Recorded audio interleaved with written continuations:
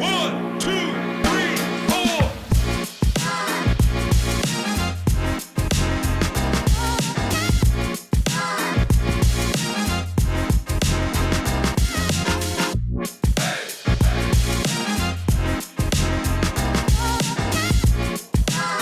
What's up, G-Mackers? Welcome into another episode of Talkin G-MAC.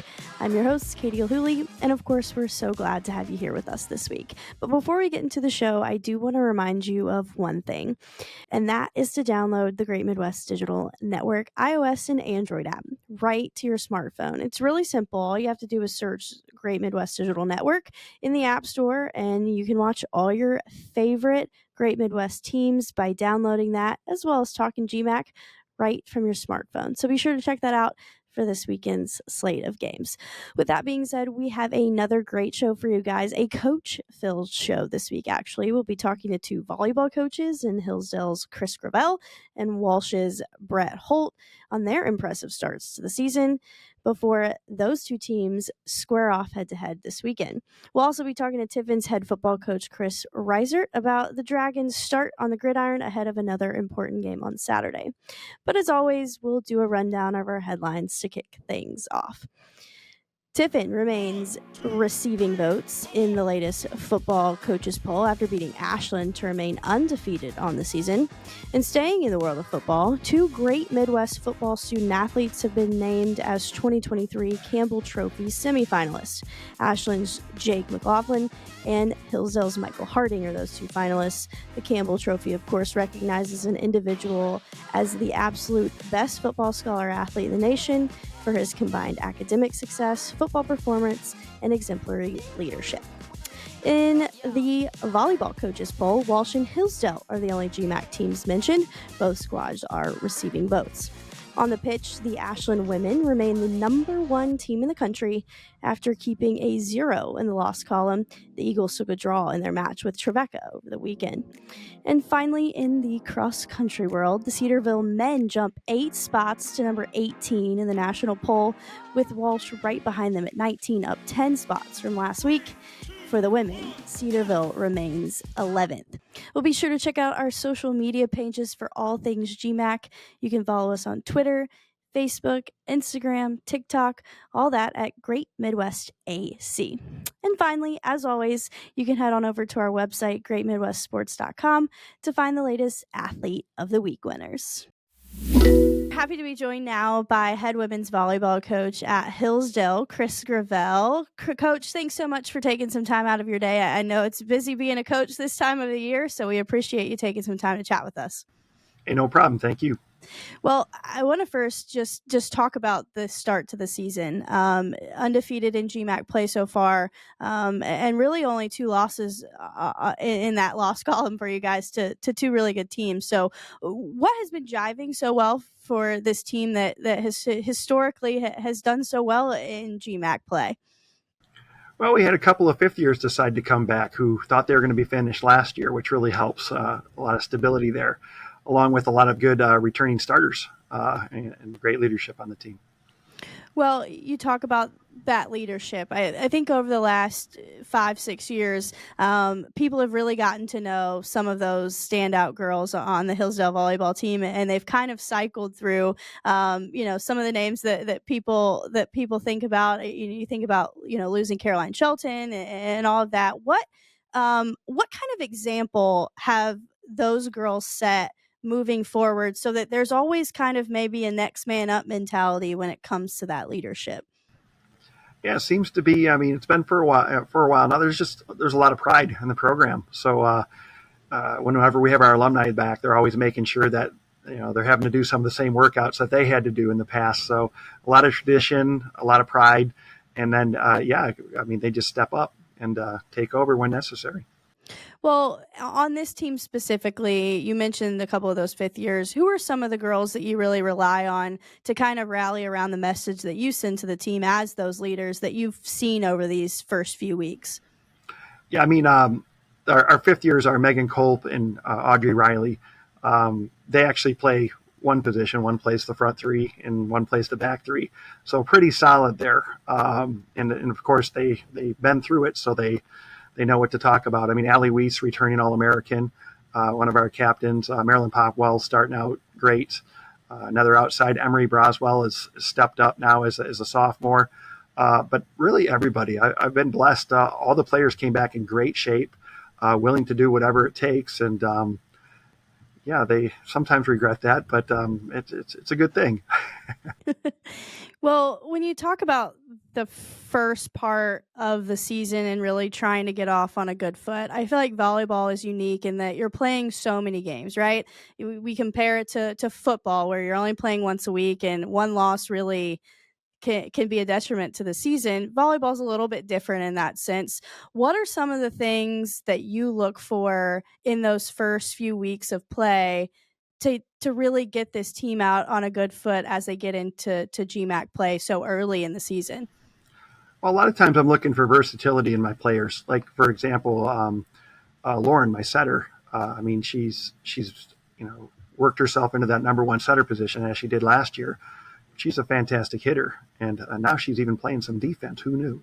So, so it's kind of the versatility. My senior right side, well, she plays left sometimes. So a willingness to just buy into whatever they're asked to do is really what I'm looking for to see who's going to help lead this team.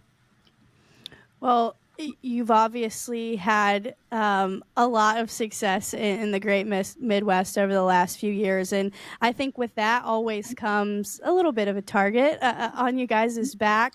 What has been your message to your team over the last few years, even when they enter the season, knowing that I think the expectation is always that Hillsdale Volleyball is going to maintain that upper echelon of GMAC play? What's the message to the team, or do you kind of just let it play out, knowing that you kind of have that trust in your girls to know what they need to do? Well, expectations are something that we do need to address for sure. Expectations are high. However, every day when the day starts, it's kind of one of the things, who are we better than today? Well, no one. We haven't beaten anyone. We watch a lot of film, and just like any film, sometimes we look good on film, sometimes we don't. So we have to prepare ourselves where it doesn't matter what team we're going to play. We need to be ready to go. I mean, we just had a great match against Cedarville, and we have another big, 3-match weekend coming up. And one of those matches are Walsh, who's undefeated, across the board right now. So, that's a big challenge. And that's our third match of the weekend against a couple of teams that played us pretty tough at home. So, but yeah, that's where we're at. And that's got to be our mindset. Who are we better than today? Work's never finished. We talk about that 3-game weekend. We're really in the thick of Great Midwest play now, after most teams kind of starting the season with some tournaments and getting some regional play in. You talk about that match with Cedarville, having a match like that early, being challenged early, and as the season progresses, what did matches like that do for your team as you prepare to really get into the thick of GMAC play? There's still several weeks of volleyball left before that GMAC tournament, so it's a long season. But what does that kind of up and down of playing some teams and being challenged like that do for this Hillsdale volleyball team? Well, I think it builds character, and sometimes too, if we're doing well, we're allowed to develop more players than most squads. So, if we were playing, the number one team in the nation every day, obviously everyone wouldn't get their opportunities as much. So we have players that get their opportunities, and then we go back and reflect on it. How did you do on your opportunity, and do you deserve more play? I'm probably a coach that changes the lineup pretty much more than anyone that I know. So. So it's a real competitive environment around here. And that's a good thing, especially if you're not playing. But also, too, if you're playing, you have to maintain a certain level.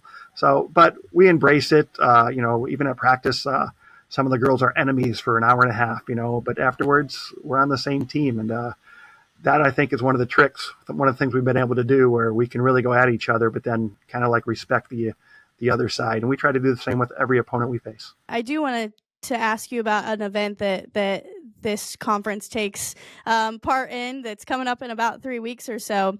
The Midwest Region Crossover, I think, is a unique event to the GMAC, the GLIAC, and the GLVC.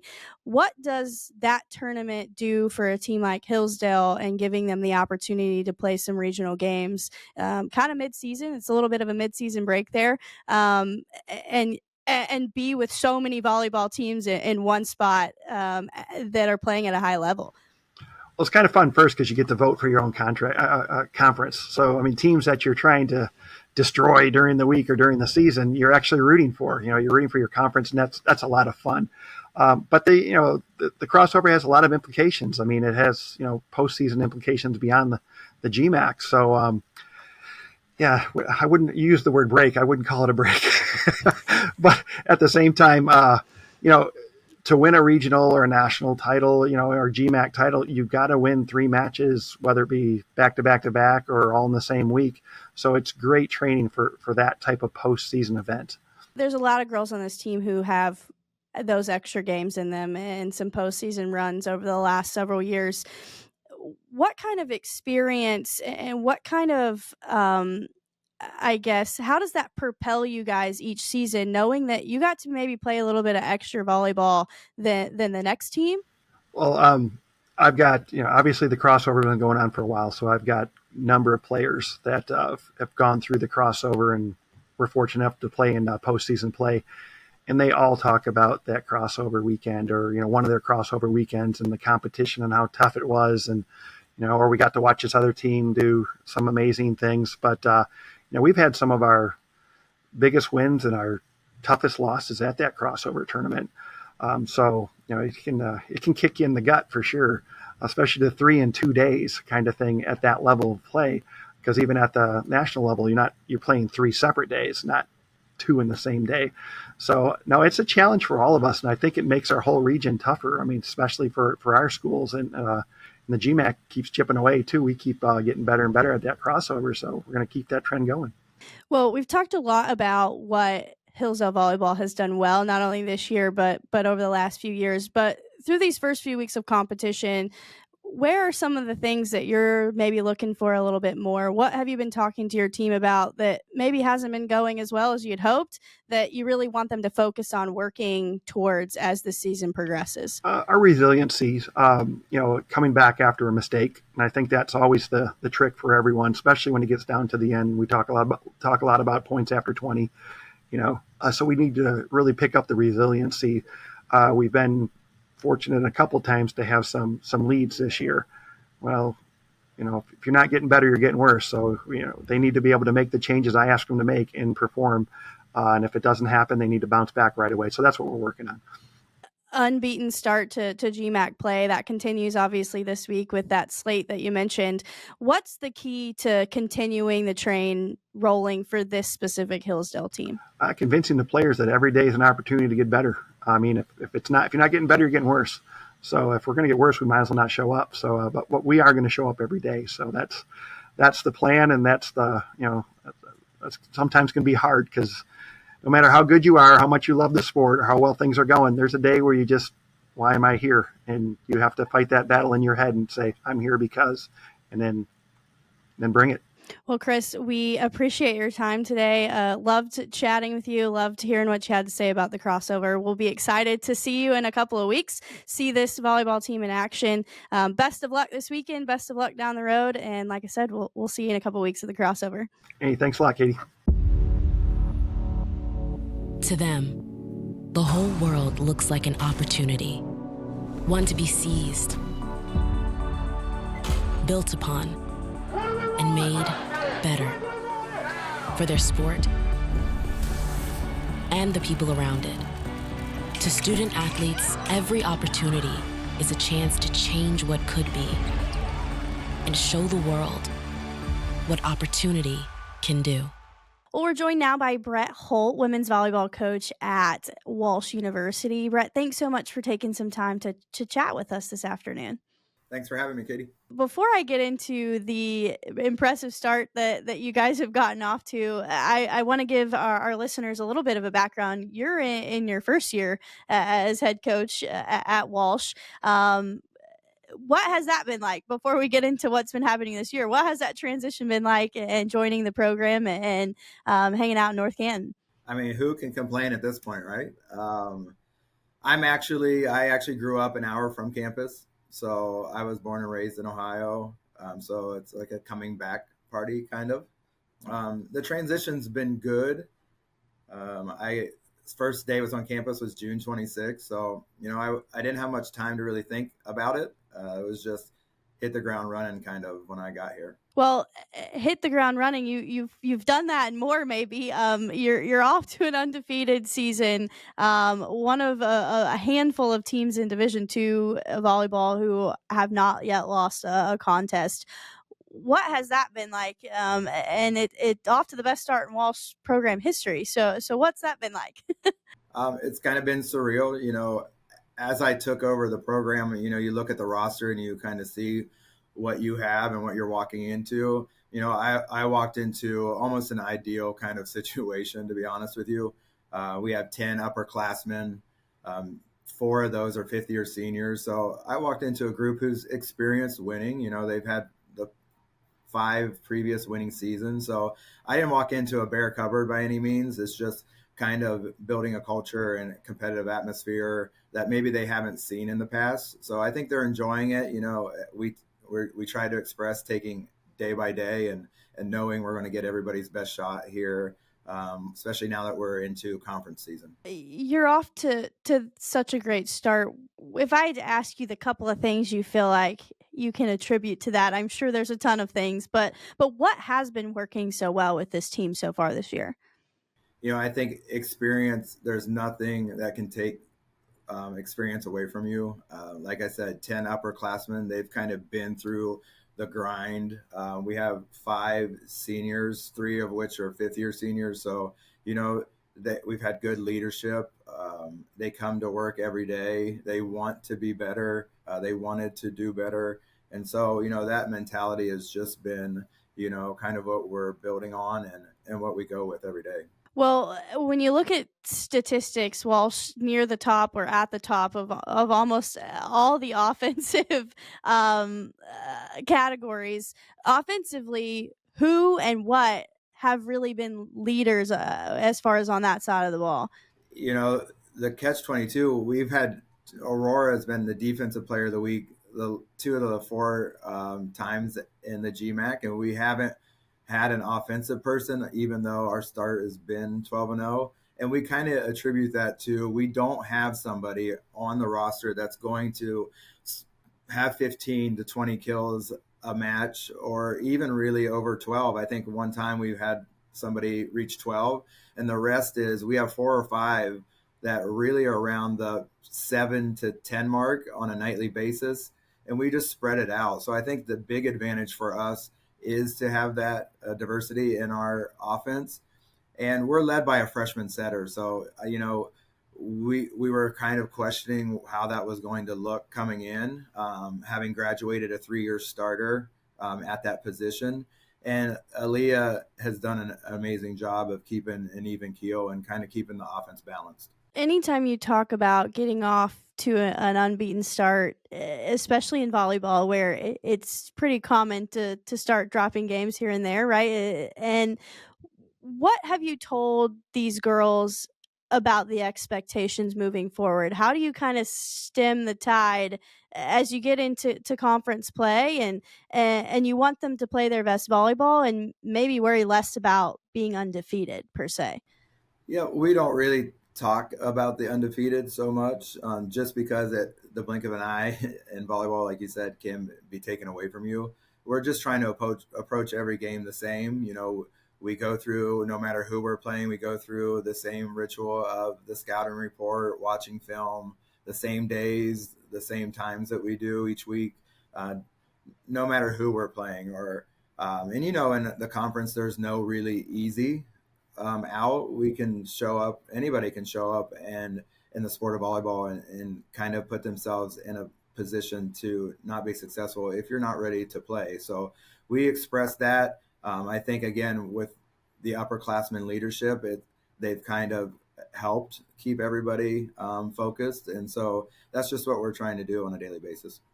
You get Malone on Saturday at home. What do you know about the Malone-Walsh rivalry, and how excited are the girls to have that rivalry game on Saturday?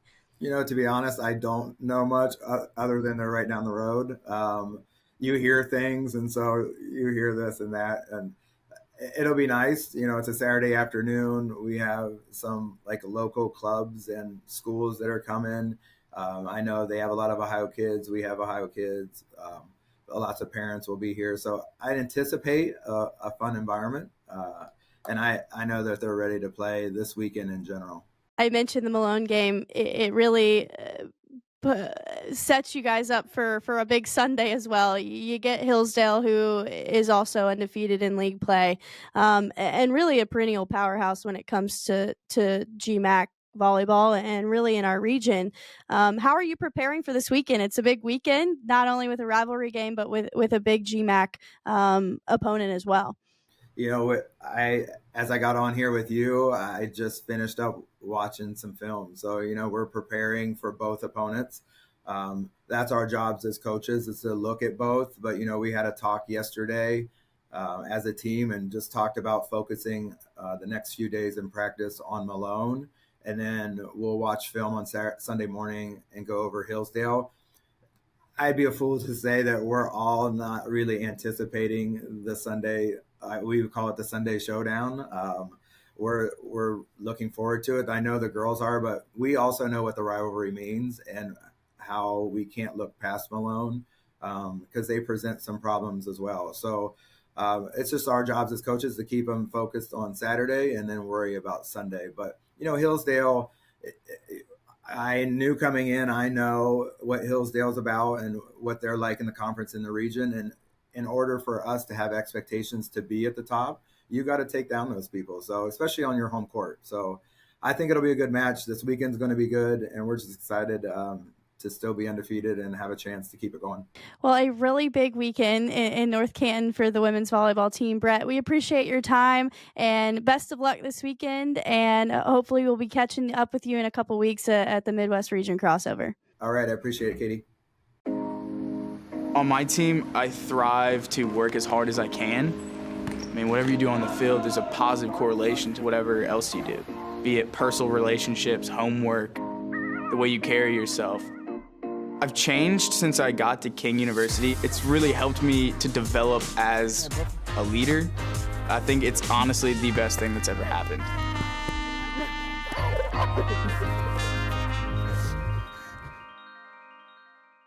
We're happy to have head football coach at Tiffin University, Chris Reisert, on with us this afternoon. Chris, thanks so much for taking time out of your, I'm sure, busy day to chat with us here on Talkin G-MAC for a few minutes.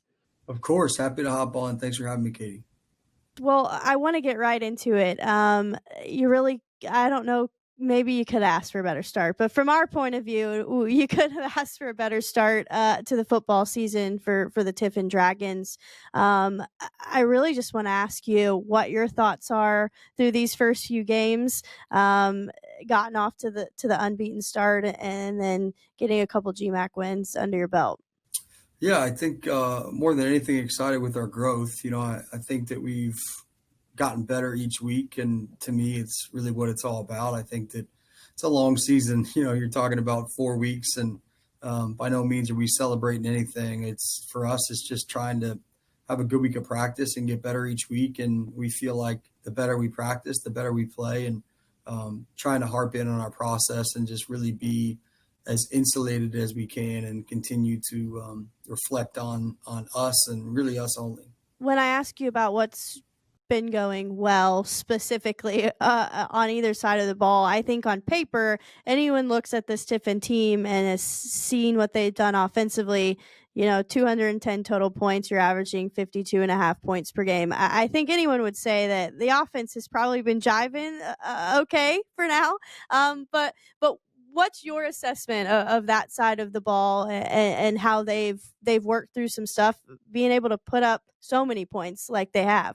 Yeah. I think it starts up front. I think our big guys up front are playing really high level football and playing with a physicality and with an edge and doing a great job communicating and being on the same page. And I think that leads to success in the back end. Our running backs have had a lot of success, and with Devin Nelson and Ronald Blackman and Tyrese Banks doing and Carson Griesach, and got 4 pretty high level backs that we're excited about that we think can play well any given week. And really look at us at wide out. We've played about 8 wide receivers over the duration of it. We've had quite a few injuries and just kind of trying to have a next man up mentality, and really proud of the way those guys have battled week in and week out. And then at tight end, that's really our one stalwart of the season so far has been Cole Schneider, and has played really consistent football, and we're looking forward to that from him moving forward as well. And then our quarterback has played well, Casey Martin, and is the leader of our offense and one of the main leaders of our team. And he's done a great job, I think, kind of directing the ship and getting all the right pieces in the right spots. And we've had some success. And then I think our coaching staff's done a great job too. Coach John's our offensive coordinator, and Coach Alcorn, our receivers coach, and Coach White, our quarterbacks coach, and Coach Penix, our running backs coach, and Coach Proso, our tight ends coach. Those guys have all played a huge role in us being where we're at. Well, anytime we talk about the offense, we have to talk about the defense. They work simultaneously with together. Yin and yang. Yeah. And when one can get off the field or stay on the field, it helps the other side out, right? So defensively, you've been able to keep other teams at bay while you've outscored them by leaps and bounds because you're being efficient on that side of the ball. Your defense has allowed your offense to get back on the field as much as possible. Last week against Ashland, only allowing 3 third down conversions. What does that say about that defensive performance? And we'll get into the Ashland game here in a bit, but just overall, what has that defensive grade been like from you? Yeah, I mean, I think as a program, you have to believe in complementary football, right? And they play off of each other, whether it's offense, defense, special teams, and it's about being able to find the hidden yards throughout the game, and it's about understanding when one side of the ball performs at a high level, how it affects the other 2 sides of the ball. And so we try and find really good examples of that week in and week out in order to kind of highlight that. So I think it's a really great point, Katie. And our defense, if you look at it, really in the first 2 weeks, they were leading the country in takeaways. And there's no doubt, when you get 14 takeaways in 2 weeks, like you should be able to score a few points, I think, and so our defense really put us in a great situation offensively to be able to score those points. And so we don't look at it as, hey, our offense is this and that. We look at it as, hey, as a team, we're putting ourselves in a situation to where we can get off the field and we can play good field position football. And then we're also putting ourselves in a position to score points. And when we get in that position, we have to be able to execute and be efficient on offense, as you spoke about. And so defensively, I think that you've seen us play some really good football. I think, again, we're growing each week, and that's really the biggest thing for me is making sure that we improve, right, in all ways each day. And so I think you're seeing that. I think our guys are still locked into our improvement. I think we all would be the first to tell you that, if you stay stagnant and sit there and pat yourself on the back is when you die. And, we have no intent of doing that. And so just looking forward to this week, play a really good Thomas More football team, and pretty juiced up for that opportunity. And looking at those first 4 wins of the season, the McKendree game, obviously very lopsided. Your next game, lopsided again. You go into your first week of G-MAC playing Northwood and a little bit closer of a contest. What was that kind of nitty-gritty game that early on in the season, kind of having to fight tooth and nails where maybe things were a little bit more at bay in the third and fourth quarter in those first 2 games? What did having a game like that do for this team so early on in the season when you only get, so many opportunities to play football each week? No, I think it's great. I think it's a great point, Katie. I think, one, I think it's a tribute to our conference. I love our conference. I think that that we don't get enough credit or enough respect in general. And I think that, our conference will continue to play high level football against anyone else outside of our conference that we get the opportunity to compete against. But I think that it was an opportunity for us to play against a really good Northwood football team, and I think what you saw was, we didn't play as well as we needed to, specifically in the first half. I thought in the latter part of that first half, we made some really bonehead, uncharacteristic mistakes and put ourselves in a really unfavorable position going into halftime. And I think it was an opportunity, a little bit of a gut check, if you will, for us to figure out, how gritty we are, how tough we are, how hard we're willing to fight to be able to sustain and come out and be victorious. And so I think it was a great opportunity for us. I don't look at those moments as like obstacles. I look at them as opportunities for growth and a chance for us to take a step forward as a football team. And I think that we did that, and we needed that, and so I hope that that we continue to learn from that experience and learn that, every single snap matters as much as the previous or as much as the next. And so got to be ready for that. But I'm not surprised. I think our conference is top to bottom as good as anybody out there. So every week's a battle for us. And if you come out flat and you don't prepare the right way, there's not a team in this league that can't beat you. You use that Northwood game as a preparation for a game against Ashland that I think many people had circled on their calendar when the schedule came out, because we knew that Tiffin and Ashland would be two of the top teams in the league heading in the year as they were last year. And that game last year I was at. It was exciting and I think maybe a little disheartening for the Tiffin Dragons because you had them right there on the ropes. Yeah. What was the preparation like going into the Ashland game, knowing that you're up against a D2 powerhouse in Ashland? And then walk me through what it was like getting on the field and handling business the way that you guys did. Yeah, preparation. I don't mean to sound like a broken record, but preparation was kind of as is. It was status quo. Prepare the way you need to, and prepare the way you do every week. And we weren't running flags around the stadium and hanging up signs and hanging up quotes. And last year is a bit irrelevant to me. And whatever happened. And for us, it was about being the more physical football team, and I think we did that. And it was about being the most excited team to play, and I think we were. And it was about finding a way to not flinch, and I don't think we did. And so, I think those three things allowed us to be victorious in that day. And I think, we have to learn from that experience where that's why we won. It wasn't anything special or anything extra or anything different. It was, that's who we are. It's about Tiffin, and whether we're playing Ashland, the Bears, or, someone else, prepare the right way and you get the results you want. So it was a fun day though. It was good for our university. It was good for our football program, obviously in general. And I think good for our town. I think anytime you get a chance to win against a good program and a good football team and against a university that's a stalwart in our conference, we're proud of that and don't take that lightly, but that's probably something we'll look back here, maybe in another few months and really think about. But at this point, it's like, hey, that was cool, and let's move on and go beat Thomas More. And that's where our heads and our mindset has to be. Well, and I don't want to beat a dead horse, but you touched on it right there. So I want to ask you point blank, how much of a message did you send to your team that this was just another game and it didn't matter if you were playing Ashland? It didn't matter what happened last year. This was a new team and a new year, and you were going to go out there and do your own thing. Over the course of a week, regardless of who we play, I probably say the other team 2 or 3 times, like really, truly the other team's name 2 or 3 times, and it was no different, and so, yeah. You've mentioned Thomas More.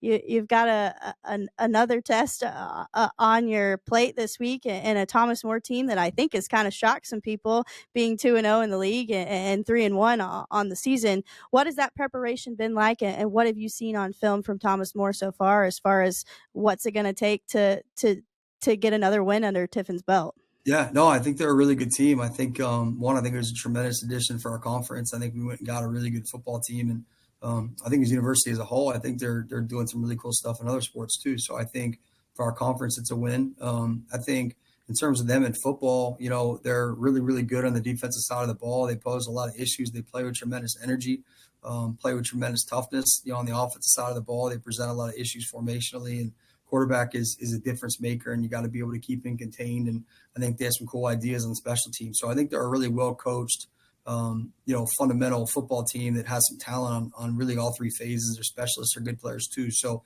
in terms of our mindset or our energy, man, it's like, we got to be on our P's and Q's to put our best product on the field on Saturday. And if we don't, then we're not going to be able to have the experience that we want to have on Saturday evening. And so just back to work, back to the drawing board, we could pat ourselves in the back, in another 6 years or something. Right. But right now, let's just get back to work and let's find a way to have a really good Tuesday practice. We're talking Tuesday at 1:19 right now, and we're getting ready to head out there here in about 3 hours, and I can't wait. I'm juiced and just can't wait to go have a Tuesday practice. And so, for us, that's what it's about. And hopefully it's a really solid Tuesday, and we follow it up with a solid Wednesday, and then we'll see what happens on Saturday. But I think that'll put us in a position to play as best we can.